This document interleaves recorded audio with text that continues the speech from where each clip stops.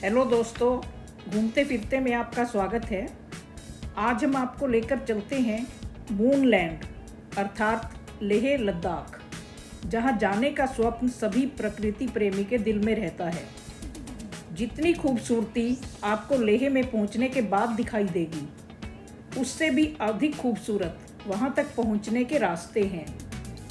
दुर्गम पहाड़ों, बर्फ से ढकी चोटियों, नदियाँ, नाले, वादियों से गुजरते हुए आप रोमांचित महसूस करते हैं। मनाली से लेह तक करीब 430 किलोमीटर की दूरी है, जहां आप टैक्सी, बस, अपनी गाड़ी या शेयर टैक्सी द्वारा भी पहुंच सकते हैं।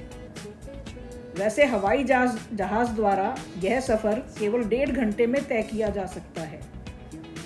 अधिकतर युवा मोटरसाइकिलों पर इस चुनौतीपूर्ण सफ़र को तय करते हैं। लेह की ऊंचाई 11,500 फीट है तथा आप 17,500 फीट की ऊंचाई पार करते हैं। इसलिए बेहतर है कि आप यह रास्ता 2 दिन में पूरा करें और हवाई जहाज़ द्वारा भी लेह पहुंचकर 1 दिन का आराम करें। अधिकतर चोटियां बर्फ़ से ढकी रहती हैं, अतः यहाँ जाने का समय जून से सितंबर तक का ही है।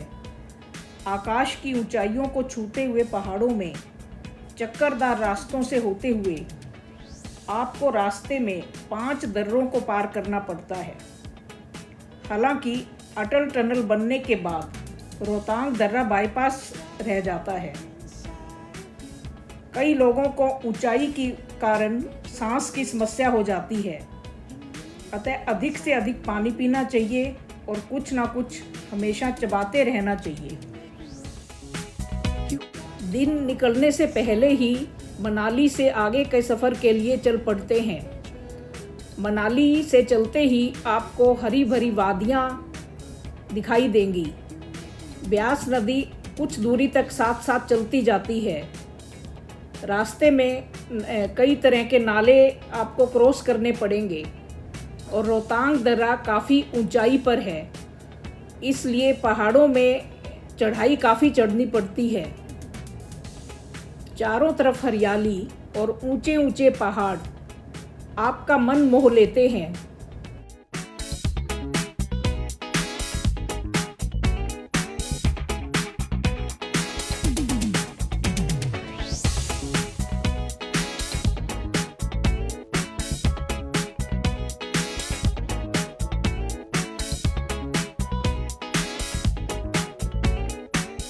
जैसे जैसे रोहतांग के करीब आते हैं, बर्फ़ दिखाई देने लगती है। सड़क के दोनों तरफ बर्फ़ का ढेर बन जाता है और सैलानी इस पर बहुत मस्ती करते हैं।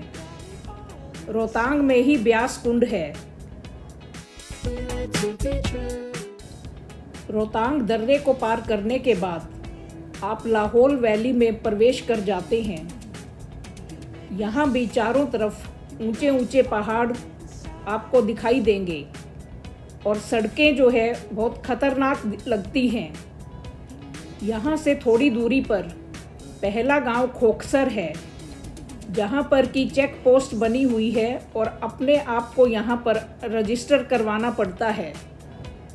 थोड़ा और आगे चलने पर दिल की आकृति में से निकलता हुआ एक वाटरफॉल दिखाई देगा, जिसका नाम सीसू वाटरफॉल है। और थोड़ा और आगे जाने पर गोंधरा गांव में एक टावर दिखाई देता है, जो कि एक पुराना किला है।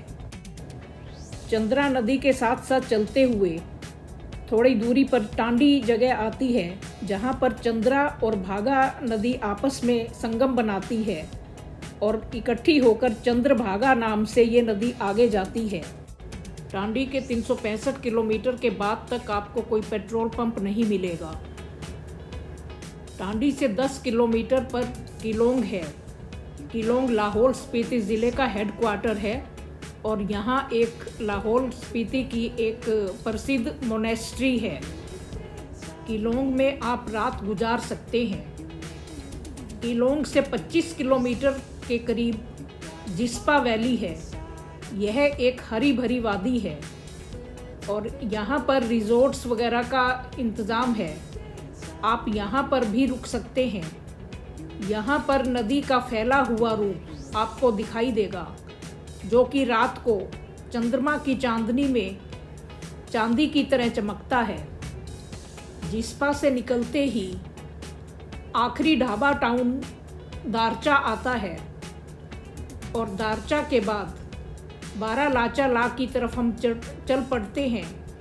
बारालाचा ला काफ़ी ऊंचाई पर आता है और यहाँ तक पहुँचते पहुँचते आप बर्फ़ के पहाड़ों से ही आपको गुजरना पड़ता है। इन पहाड़ों में छोटी मोटी झील भी दिख जाती है। ऐसा ही एक दीपक ताल है। सूरज निकलने तक हम बारालाचा पर पहुंच गए थे। यहाँ बर्फ़ से ढकी पहाड़ी चट्टानें सूरज की रोशनी में चमक रही थी। बारालाचा ला पर एक नीले पानी की खूबसूरत झील है जिसे सूरज ताल कहा जाता है।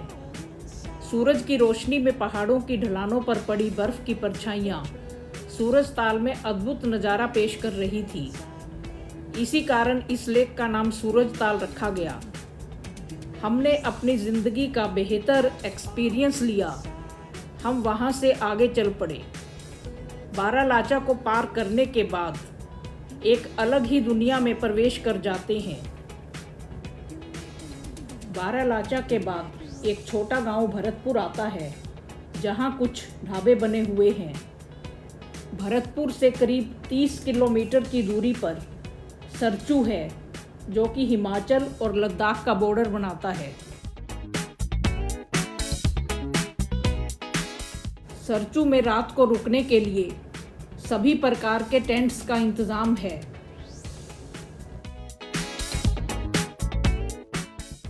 यहाँ पर बारालाचा ला से निकलने वाली एक नदी सरप गुजरती है। यहाँ रात गुजारने के लिए टेंट्स की सुविधा है। नदी के किनारे भूमि कटाव के कारण बेहद खूबसूरत आकृतियाँ दिखाई पड़ती हैं।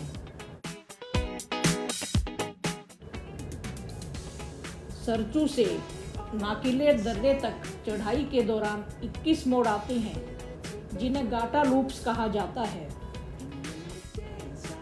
नाकिला पास को क्रॉस करने के बाद लाचुंगला पास आता है। आप चारों तरफ आपको रूखे सूखे हरे भूरे पीले रंग की चट्टानों में विभिन्न प्रकार की आकृतियां दिखाई देंगी, जो कि आपको सम्मोहित कर देती हैं। आप अपनी आंखें इन खूबसूरत नज़ारों से हटा नहीं पाते।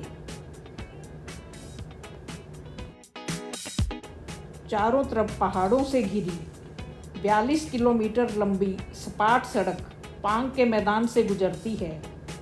इस वैली में जंगली गधे, घोड़े, खरगोश और मरमोट पाए जाते हैं।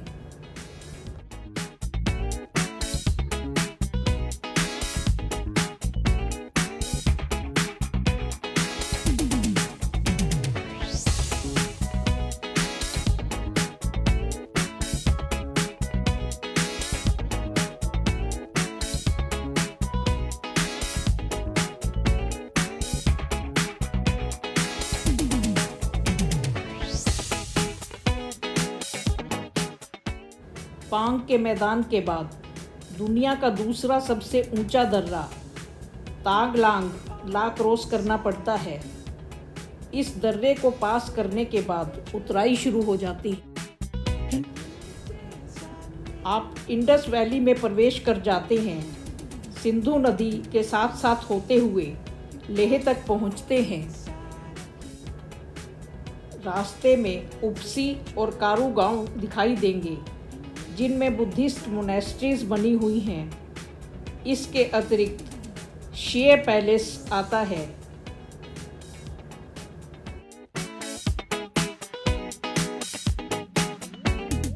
एक लंबे और खूबसूरत सफ़र के बाद जब आप लेह पहुंचते हैं, तो लेह में रंग बिरंगा प्रवेश द्वार आपका स्वागत करता है। लद्दाख की अन्य वीडियोज़ के लिए आप इंतज़ार करें, और यदि आपने अभी तक हमारा चैनल सब्सक्राइब नहीं किया है तो इसे सब्सक्राइब अवश्य कर दें।